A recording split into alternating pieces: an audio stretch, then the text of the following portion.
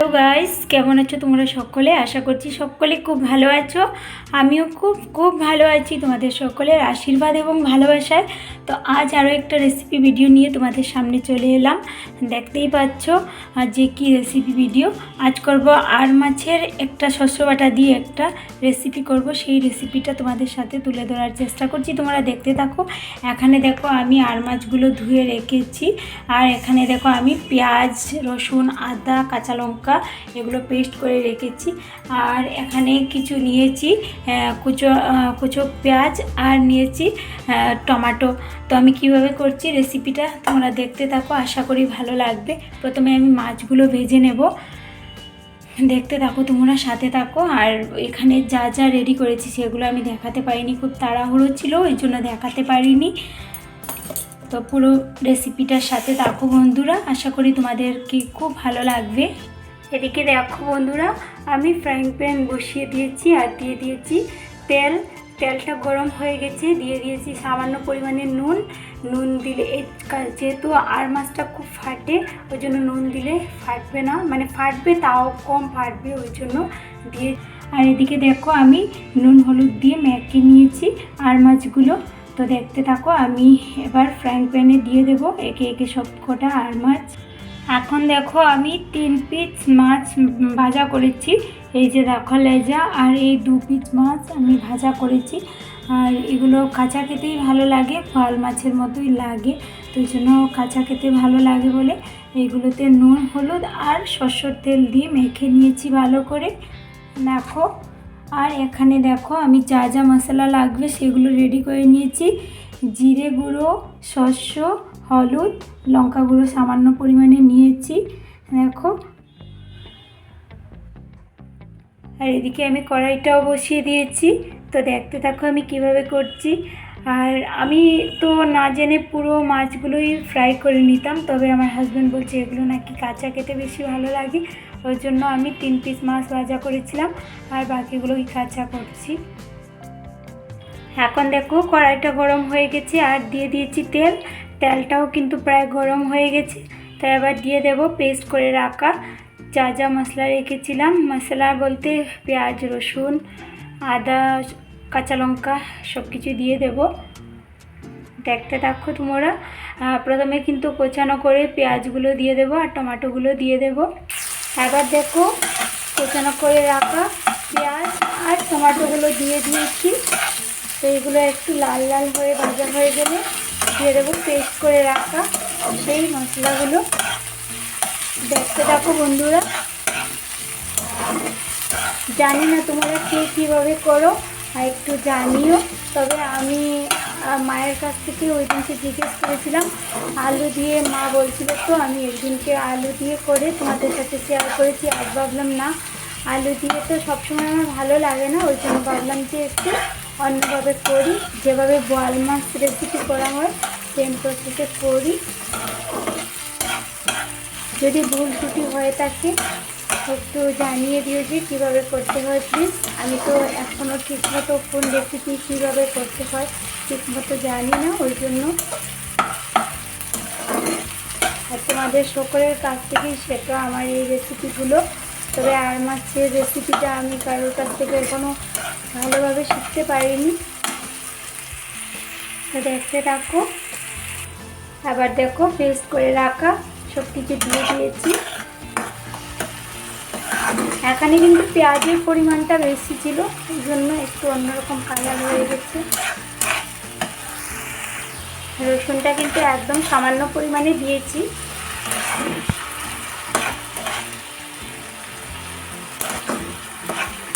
পেঁয়াজ, রসুন, আদা, কাঁচা লঙ্কা এগুলোই ছিল পেস্ট। আমার রেসিপি ভিডিওগুলো তোমাদের কাছে কেমন লাগে বন্ধুরা অবশ্যই কিন্তু জানাতে ভুলবে না। আর এভাবে আমার পাশে থাকার জন্য সবাইকে অনেক অনেক ভালোবাসা, যে এতটা ভালোবাসা দিয়ে পাশে আছো তোমরা, সত্যি আমি তোমাদেরকে মন থেকে অনেক ভালোবাসি। আমি যাই ভিডিও দেই না কেন তোমরা সবসময় দেখো, আমার ভিডিওগুলো দেখে আমাকে সহযোগিতার হাত বাড়িয়ে দিচ্ছ, আমাকে আরও উৎসাহিত করে তুলছো। তো এর জন্য তোমাদেরকে অনেক অনেক ভালোবাসা। আমিও যতটা পারি তোমাদেরকে তোমাদের ভিডিওগুলো দেখার চেষ্টা করি সবসময়। এখন তো ঝড় বৃষ্টির জন্য অনেক সময় কারেন্টও থাকে না ঠিক মতো, এর জন্য নেটওয়ার্কও ভীষণ ডিস্টার্ব করছে, তবুও আমি দেখার চেষ্টা করি।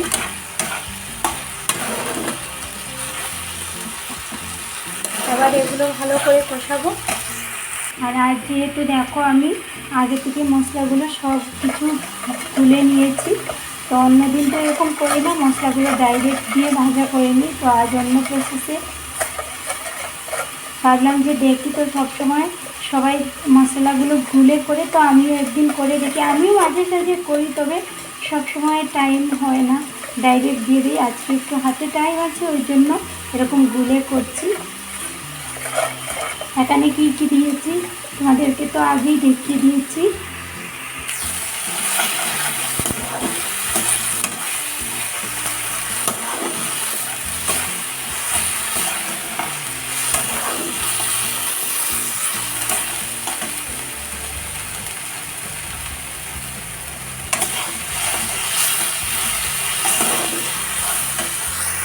কষানোটা হয়ে যাক, তারপরে আমি তোমাদেরকে দেখাচ্ছি কী করছি, ঠিক আছে?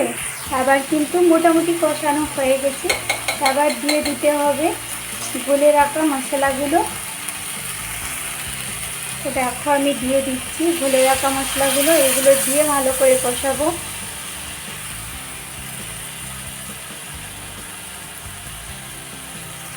নিচেরগুলো দেবো না, যেহেতু একটু ভালো ভালো করছিল। এবার মশলাগুলো ভালো করে কষতে হবে, কিন্তু সাথে থাকো বন্ধুরা। দেখো পুরোপুরিভাবে কষানো হয়ে গেছে, অনেকক্ষণ প্রায় আধা ঘন্টা মতো আমি কষিয়েছি। তো মোটামুটি কষানো হয়েই গেছে, আর কষাতে হবে না। এবার দিয়ে দেব সামান্য জল, যে গ্রাইন্ডারের যে পেস্ট করেছিলাম সেই বাটিতে সামান্য জল রেখেছি, সেগুলোই দিয়ে দেব।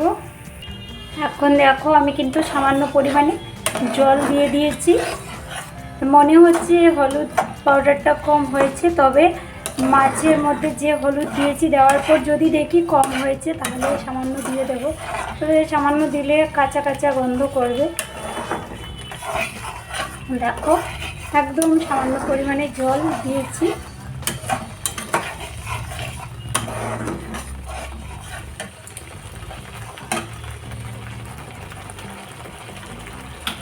এবার মশলাগুলো সেদ্ধ হোক, তারপর গ্রেভি দিয়ে আমি দিয়ে দেবো মাছগুলো। জানি না আমার রান্নাটা ঠিকঠাক হচ্ছে কি না, আমি তো রান্নায় তেমন পারদর্শী নই, সবাই তো জানো। তবে যদি ভুল ত্রুটি হয় প্লিজ একটু আমাকে শিখিয়ে দিও। আর রান্না করার সময় ভিডিও করা খুবই কষ্ট হয়ে যায়, ফোন একদিকে চলে যায়, রান্নার ধ্যান একদিকে চলে যায়, তবুও তো রান্নার ভিডিও করতে হবে, কি করব। এবার আরও সামান্য গ্রেভি দিয়েছি, তো দেখতে থাকো। আমি এবার দিয়ে দেব একে একে মাছগুলো।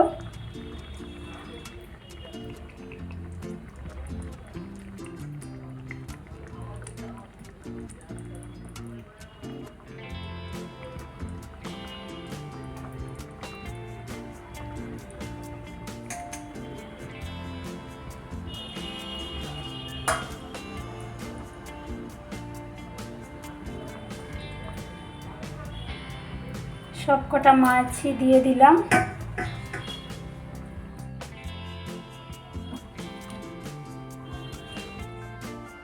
আর এত আওয়াজ, রান্না করতে গিয়ে ভিডিও করতে এত আওয়াজ হয়ে যায়, ব্যাকগ্রাউন্ডে আওয়াজ চলে আসে, ওই জন্য আমি তখন বয়স বসাতে চাই না।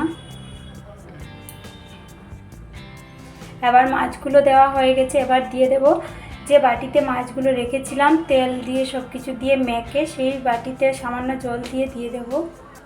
এই যে এটাতে রেখেছিলাম, তো এই বাটিতে আমি সামান্য জল দিয়ে দেবো।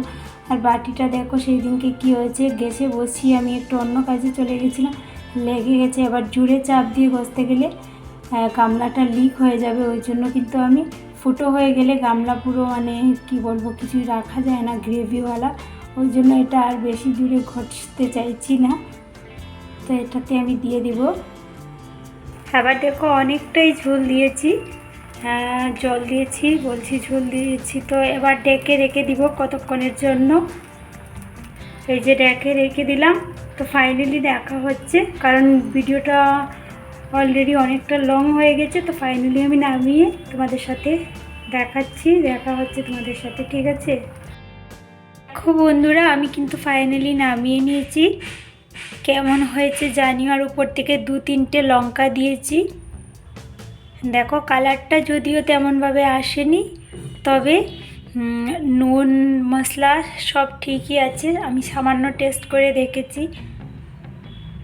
আর গ্রেভিটা মনে হচ্ছে হালকা হয়ে গেছে, কিন্তু না, গ্রেভিটা পুরোপুরিভাবে টাইটই আছে। তোমাদের কাছে আমার এই রেসিপি ভিডিওটা কেমন লাগলো অবশ্যই জানিও কিন্তু। আর সবাইকে অনেক অনেক ভালোবাসা জানিয়ে আজকের মতো এখানেই টাটা করছি। সবাই ভালো থাকবেন, সুস্থ থাকবেন। দেখা হবে নেক্সট কোনো ব্লগ ভিডিওতে বা কোনো রেসিপি ভিডিওতে বা কোনো জার্নি ভিডিওতে, যে কোনো একটা ভিডিওর সাথে তোমাদের সাথে দেখা হবে। সবাই ভালো থেকো, সুস্থ থেকো। ততক্ষণে টাটা, লাভ ইউ অল।